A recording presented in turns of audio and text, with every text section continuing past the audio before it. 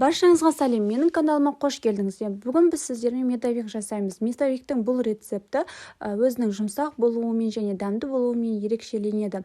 Бірінші ыдысқа 4 жұмыртқаны қосып, оған 1 пиала шекер қосып, оны ақ масса болғанға дейін, ақ көпіршікті масса болғанға дейін миксердің көмегімен араластырамыз және алдын ала ертілген 200 грамм маргаринді ертіп алып, осы массаға қосамыз. Маргариніңіз міндетті түрде суыған болуы қажет болады. Егер де ыстық күйінде салсаңыз, жұмыртқа пісіп қалуы мүмкін. Және алдын ала електен өткізілген 1 пиала ұнды жаймен қосып, осы массаны миксердің көмегімен араластырып, бір шетке қойып қойыңыз. Және асты қалың ыдысқа 4 ас қасық балды қосып, оған сәл көпіршік пайда болғанда 1 ас қасық шайная сода қосып араластырыңыз. Және осы үнемі араластырып тұрыңыз.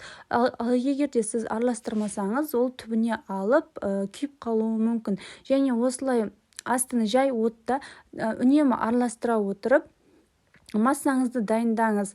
Және осындай алтын түстес болғанда отты өшіріп, жұмыртқалы массаға жаймен қосыңыз. Және миксермен үнемі араластырып тұрыңыз. Егер де ол араластырмасаңыз, жұмыртқа пісіп қалуы мүмкін.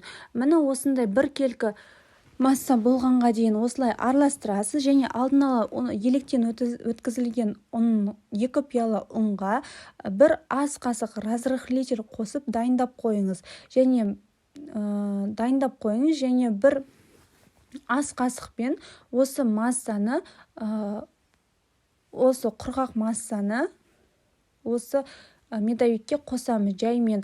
Үнемі араластырыңыз, сонда түйіршіктер болмайды. Ұнды көп қосып жіберсеңіз, сіздің корждарыңыз қатты және дәмді болмай қалады, тығыз болып қалады. Сол үшін 3 пиаладан артық ұн қоспаңыз. Осылай бір келкі масса болып шыққаннан кейін, оны 1/4 кесеге пиалаға құйып алыңыз. Және пергамент төсеп, листтарға салып пісіріп алыңыз. 180-170 градуста 5-6 минут. Маған медовик торт сияқты болып домалақ істегім келгені үшін мен арнайы форманың көмегімен оны домалақ етіп кесіп алдым. Және шеттегі қалған корждарды біз оны посыпка ретінде қолданамыз. Мен көбінесе заварной крем қолданамын. Заварной кремнің рецептін описанияға қалдырып кетемін. Міне біздің медовик дәмді, жұмсақ, өте нәзік болып шыққан. Астарыңыз дәмді болсын.